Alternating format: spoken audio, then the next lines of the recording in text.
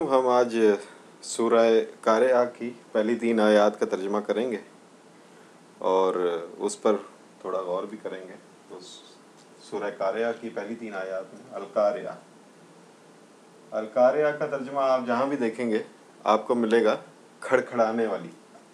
मैं वही लिख देता हूँ,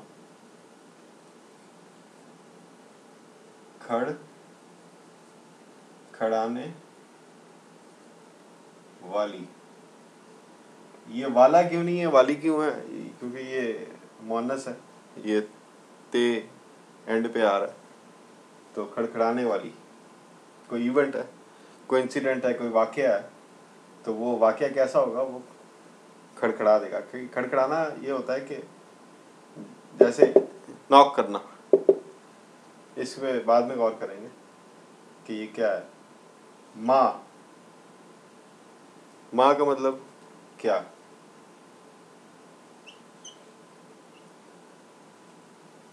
माँ का मतलब नहीं भी होता है, ये जुमले के हिसाब से देखा जाता है अरबी में कि माँ का क्या मतलब। तो यहाँ पे क्या, अल कारिया, खड़खड़ाने वाली। क्या खड़खड़ाने वाली?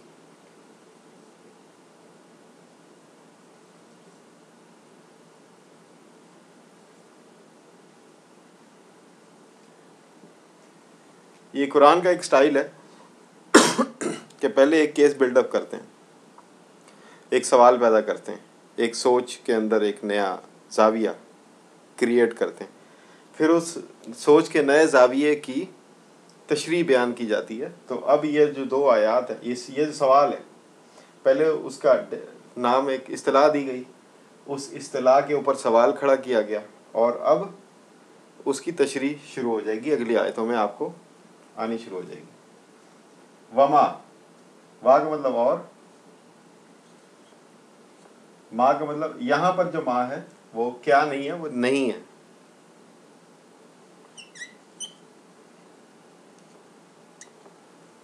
नहीं, बल्कि नहीं, सॉरी, ये माँ जो है ये क्या वाला है। और क्या, जैसे वो इन्ना अंज़लनाहु फी लैलतिल क़द्र व मा अदराका मा लैलतुल क़द्र। और क्या, और क्या, अदराका, ये अदरा जो है वो समझा,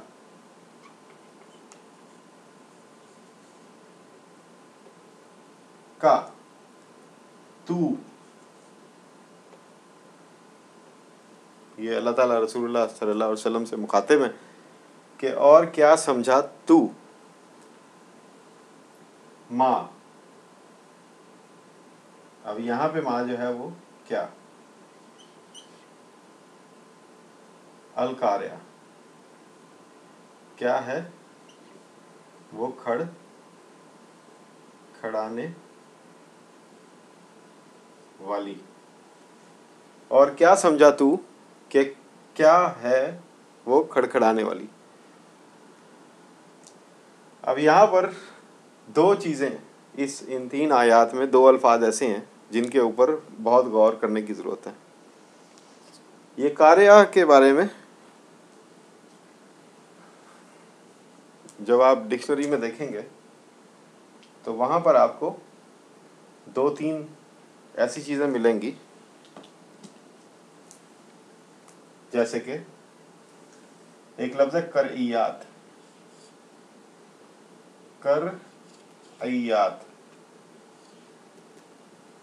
करइयात मिलन्स को कहते हैं, MELONS। अब ये मिलन्स अंग्रेज़ी में एक जनरल वर्ड है और ये उन तमाम फलों और सब्जियों के लिए इस्तेमाल होता है जो फुटबॉल की तरह होते हैं। मसलन तरबूज, खरबूजा, गर्मा, सरदा, पेठा,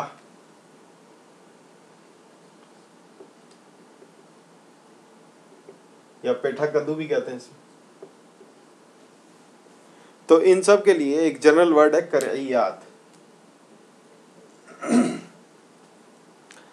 करइयात। अब एक तो ये हो गया। दूसरा,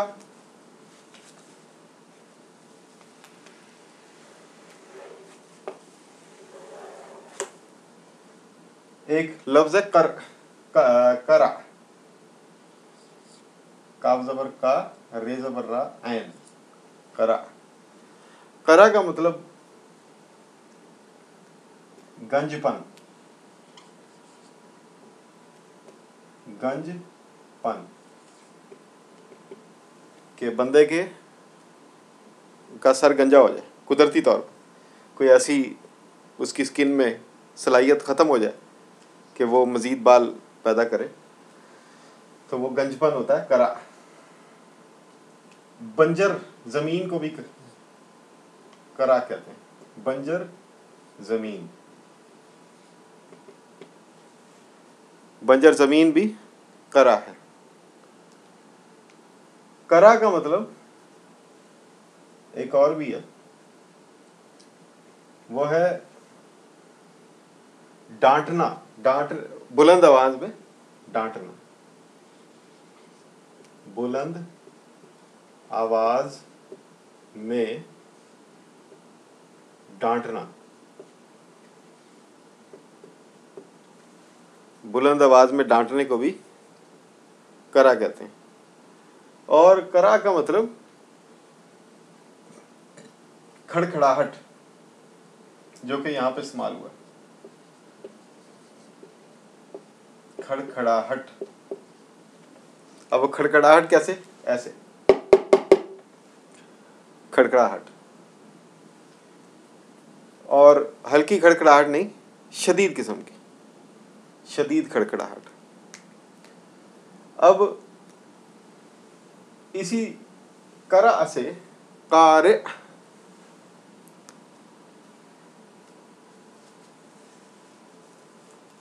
ये करा से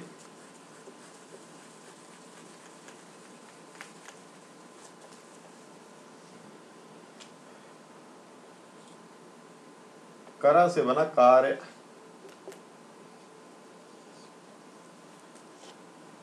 के खड़खड़ाहट, और कार्य वो चीज जो खड़खड़ाहट पैदा करे। तो कोई एक ऐसी चीज है जो कि खड़खड़ाहट पैदा करने वाली है, वो कार्य है। और क्योंकि वो मुन्नस है तो कार्य। तो कार्य एक ऐसी चीज है जो कि खड़खड़ाहट पैदा करने वाली है। वो खड़खड़ाहट पैदा करने वाली वो क्या है? वमा अदराका मल कार्य। अब ये अदराका जो है, ये भी एक बड़ा इंपॉर्टेंट वर्ड है। वैसे सारे वर्ड इंपॉर्टेंट है, अल्लाह ताला ने वही की शक्ल में इनको नाजिल किया। अदराक जो है, उर्दू में हम लफ्ज इस्तेमाल करते हैं इदराक, वो इसी से निकला। इदराक जो है वो शऊर।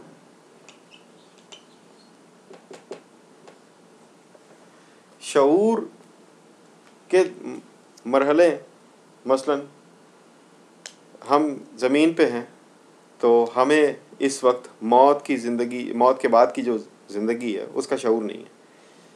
हाँ, हमें जो मालूमात दी गई हैं, जो हमें नबी करीम सल्लल्लाहु अलैहि वसल्लम ने जो बताया है, जो वही के ज़रिए जो हमें इल्म दिया गया, इल्म और मालूमात, वो इदराक है मरने की बाद की ज़िंदगी का। जन्नत, जन्नत भी एक इदराक है। दोज़ख, दोज़ख भी एक इदराक है। क़यामत, क़यामत भी एक इदराक है। हशर नशर, वो भी एक इदराक है। तो इदराक के शऊर के दर्जे। इस वक्त हम ज़मीनी इदराक में हैं। ज़मीनी इदराक,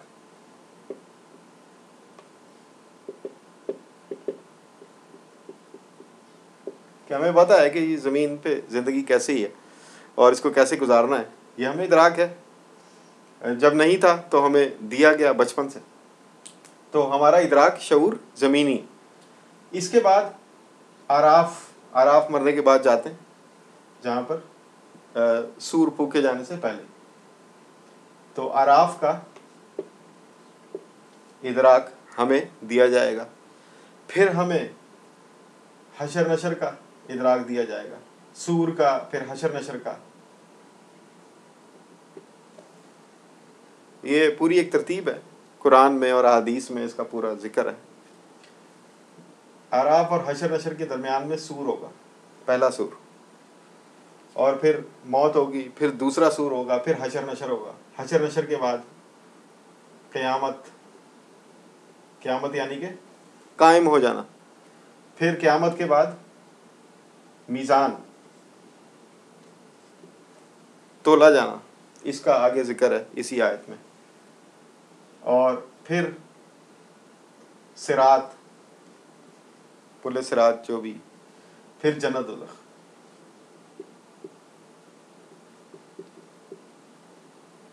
फिर खालिदीन फ़ीहा, हमेशा की ज़िंदगी, खुल्द या खालिदीन फ़ीहा, इसे खुल्द कह लें, या टाइमलेसनेस, के टाइम से इसका कोई एंडलेस हो जाएंगे। तो खुल्द, या जिसे आबाद भी कहते हैं, या अबद, अबद और आबाद। तो ये आगे इस्तिलाहात हैं जो हदीस में आई हैं और उनकी तशरीह भी है। तो ये हर मरहला एक शऊर है और एक इदराक है। तो वो शऊर या इदराक जो है वो अल्लाह ताला देना चाह रहे हैं इस सूरत में कि कारिया को तुमने क्या समझा, तुम्हारे पास इसका क्या शऊर है। तो अब उस शऊर को जो मालूमात हैं, अल्लाह ताला का एक ये भी एक स्टाइल है कि अल्लाह ताला पहले जो आपकी मालूमात होती हैं उनको चैलेंज करते हैं, कहते हैं कि तुम्हें नहीं पता। अब ये मसलन कोई आदमी वो खुदा को मानता है, उसके अपने नज़रिए हैं खुदा के बारे में कि अल्लाह ऐसा करता है, अल्लाह वैसा करता है। जैसे अरब थे, पहले अल्लाह को मानते थे, लेकिन उनका जो नज़रिया अल्लाह के बारे में था वो मुख्तलिफ था उस नज़रिए से जो रसूलुल्लाह सल्लल्लाहु अलैहि वसल्लम के पास था। तो वो लफ्ज़ इस्तेमाल करते थे, सुभान अल्लाह, बिस्मिल्लाह, अल्हम्दुलिल्लाह, ये लफ्ज़ इस्तेमाल करते थे कुफ़ार। रसूलुल्लाह सल्लल्लाहु अलैहि वसल्लम ने फरमाया कि अल्लाह जो है उसका कोई शरीक नहीं। तो रसूलुल्लाह सल्लल्लाहु अलैहि वसल्लम ने जब इसका प्रचार करना शुरू किया तो आपने जो पहला लफ्ज़ था वो था ला, ला इलाहा, कि कोई इलाही है ही नहीं। तो ला से यानी जो तुम्हारा पिछला शऊर था, जो इदराक था, उसकी नफ़ी होगी। वो नफ़ी होने के बाद इदराक दिया गया नया कि इल्लल्लाह, कि वो उस अल्लाह को भूल जाओ जो तुम्हारे बाप दादा ने तुम्हें बताया था, और उस अल्लाह को समझो, उसको याद करो, उसको उसकी तरफ रुजू करो जिस अल्लाह का इदराक कुरान दे रहा है। तो वो ला इलाहा इल्लल्लाह का ये मतलब है। तो उसी तरह से अगर देखा जाए तो अल्लाह ताला यहाँ पे नफ़ी कर रहे हैं, तुम्हें क्या पता कि अलकारिया क्या है। तो ये आयत अगर कोई किसी बंदे के जहन में इसका नूर आ जाए, किसी के बंदे के दिल में इसका नूर आ जाए, तो उस बंदे के लिए लाजमी है कि वो अलकारिया का अपने दिल से मुशाहिदा करे, अपने जहन में अपने उसकी रूह की आँख जो है वो उस अलकारिया का मुशाहिदा करे। ये ज़रूरी है। तो अल्लाह ताला हम सबको वो इदराक, वो नूर दे जो कि अल्लाह ताला इस सूरत में हमें देना चाहते हैं। वो नूर किस तरह आएगा, बेशक अल्लाह का फ़ज़ल ही होता है, इसमें कोई दो राय नहीं है, आदमी की कोशिश होती है। तो हाँ, कोशिश क्या है, आप इसको देखें, इसको पढ़ें और इस पे गौर करें और अल्लाह से दुआ करें कि हमारे इस तरह हमारे अंदर ये मुशाहिदा पैदा हो जाए। ये हदीस में है कि नबी करीम सल्लल्लाहु अलैहि वसल्लम जब क़यामत का जिक्र करते थे तो सहाबा बाकायदा कहते थे कि हमें ऐसा लगता था कि हमारे सामने क़यामत हो रही है। तो ये मुशाहिदा है। तो अल्लाह ताला हमें भी उस मुशाहिदे तक हमें पहुँचाए और हमारे अंदर उसका असर इस तरह हो कि ईमान हमारे अंदर आए। तो आप इनको पढ़ें, इन पे गौर करें और दुआ करें कि अल्लाह ताला मुझे भी और आपको भी वो इदराक अता फरमाए जो कि अलकारिया का मुशाहिदा कर सके। बाकी अगली वीडियो में हम अगली आयत देखेंगे। शुक्रिया।